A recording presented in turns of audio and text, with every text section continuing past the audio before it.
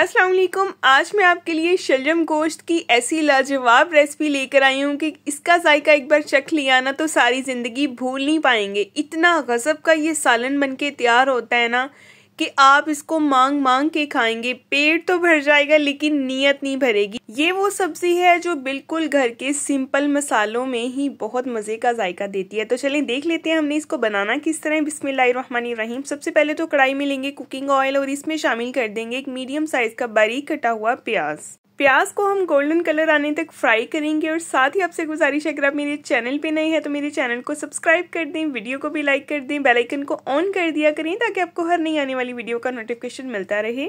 तो जब प्याज का कलर गोल्डन हो गया तो मैंने इसमें शामिल कर दिया फ्रेश कुटा हुआ अदरक और लहसुन का पेस्ट। इसको भी हमने तब तक फ्राई करना है जब तक इसका कच्चापन खत्म नहीं हो जाता। और साथ ही इसमें शामिल कर देंगे गोश्त। मैंने यहाँ पे बीफ यूज की है, आप चाहे तो मटन भी यूज कर सकते हैं।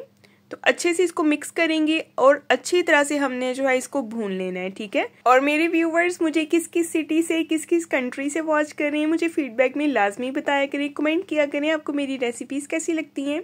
तो अब जब गोश्त को अच्छे से हमने भून लिया तो इसमें कुछ स्पाइसेस ऐड कर देंगे, जिसमें 1 टीस्पून नमक, 1 टीस्पून सुरख मिर्च powder, 1 teaspoon black pepper powder, 1 teaspoon इसमें शामिल कर दिया मैंने हल्दी पाउडर और हाफ टीस्पून इसमें जाएगा कश्मीरी लाल मिर्च पाउडर। ये कलर के लिए होता है, इससे कलर बड़ा प्यारा सा आ जाता है, इसकी अपनी कोई खुशबू या फ्लेवर नहीं होता। अच्छी तरह से मिक्स करेंगे और इन मसालों को भून लेंगे। अगर मसाले नीचे लगे तो थोड़ा बहुत इसमें पानी ऐड करें और इसकी अच्छी तरह से आप भुनाई करते जाएं। हमने इसको बहुत अच्छी तरह से भून लेना है ताकि सारे मसालों का जो कच्चापन है वो यहीं पे ख़त्म हो जाए, ठीक है।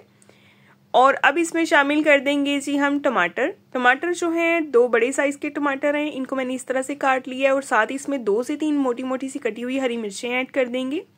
अब हमने इसको अच्छी तरह से भूनना है, इतना भूनना है कि टमाटर जो हैं वो बिल्कुल नरम हो जाएं।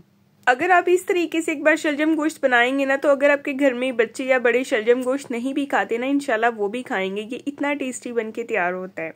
तो ये देखें टमाटर जो है वो भी नरम हो चुके हैं और भूनते हुए तकरीबन 3 से 4 मिनट हो गए हैं इसको।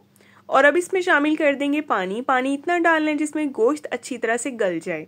अगर आपके पास टाइम है तो आप इसको हल्की आंच पे पका लें, अगर टाइम नहीं है तो आप इसको स्टीम भी लगा सकते हैं, कोई इशू नहीं है। तो मेरे पास काफ़ी टाइम था, यहाँ पे मैंने इसको हल्की आंच पे पकने के लिए छोड़ दिया। तकरीबन 40 से 45 मिनट लगे थे इसको कुक होने में और स्टीम पे इसको तकरीबन कोई 10 से 15 मिनट लग जाते हैं, ठीक है। और ये देखें 45 मिनट लगे हैं और उसके बाद आपके सामने इसकी कंडीशन है, इसमें थोड़ा सा पानी है जिसको हम हाई फ्लेम पे ड्राई करेंगे और मिक्स करेंगे। गोश्त जो है वो अच्छी तरह से गल चुका है। अब इसमें कुछ और स्पाइसेस जाएंगे, जिसमें 1 टीस्पून जाएगा दरदरा सा कुटा हुआ सफ़ेद जीरा और जाएगा इसमें 1 टीस्पून खुश्क धनिया पाउडर।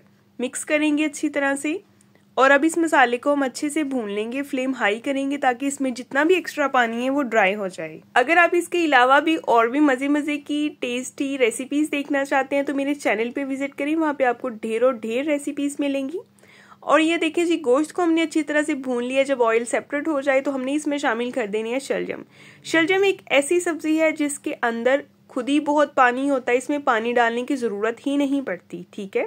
तो हमने इसमें पानी का इस्तेमाल बिल्कुल भी नहीं करना, बस इसको मिक्स करना है और 2 से 3 मिनट हाई फ्लेम पे हमने इसकी भुनाई करनी है ताकि ये थोड़े से नरम हो जाएं और इनका पानी जो है वो निकलना शुरू हो जाए।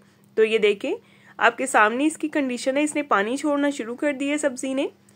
अब हमने करना क्या है, हमने जस्ट इसके अंदर 2 से 3 हरी मिर्चें डालनी है, मिक्स करना है इसको और इसके बाद हमने इसको पकने के लिए छोड़ देना है, ठीक है। ये अपने ही पानी में पकेगी सब्जी, क्योंकि जो सब्जी अपने पानी में पकती है ना उसका फ्लेवर बहुत ही नेक्स्ट लेवल का आता है। तो इसको कवर कर देंगे, 5 से 7 मिनट इसको लगे थे। और ये देखिए शलजम कितने अच्छे से जो है वो नरम हो गए हैं, गल गए हैं। तो अच्छी तरह से इसको जो है रह गए हैं थोड़े बहुत शलजम, इनको हम मैश कर लेंगे। तो ये देखें बस इनको थोड़ा सा मोटा मोटा रखिएगा अगर आपके घर में पसंद करते हैं तो, अगर नहीं तो फिर आप इसको प्रॉपर मैश कर लें, ठीक है। मैं इनको थोड़ा थोड़ा सा मोटा रखूँगी क्योंकि ये बहुत अच्छा फ्लेवर देते हैं। ये देखें बस इतना ही मैंने इनको मैश किया, इससे ज़्यादा मैश नहीं किया। ऑयल जो है वो सेपरेट होना शुरू हो गया है, भुनाई इनकी अच्छी तरह से हो गई है। लास्ट पे अब हम इसमें डालेंगे फ्रेश कटा हुआ हरा धनिया थोड़ा सा ज़्यादा डालिएगा, बहुत अच्छा लगता है। और अभी इसको करते हैं जी डिश आउट। ये देखिए फाइनल लुक आपके सामने है। आपको ये रेसिपी कैसी लगी है मुझे फीडबैक में लाजमी बताएं। और फिर से गुजारिश है, अगर आप मेरे चैनल पे नए हैं तो मेरे चैनल को सब्सक्राइब कर दें, वीडियो को भी लाइक कर दें, बेल आइकन को ऑन कर दिया करें ताकि आपको हर नई आने वाली वीडियो का नोटिफिकेशन मिले। नेक्स्ट मिलेंगे एक नई वीडियो के साथ, तब तक के लिए जी अल्लाह हाफिज़।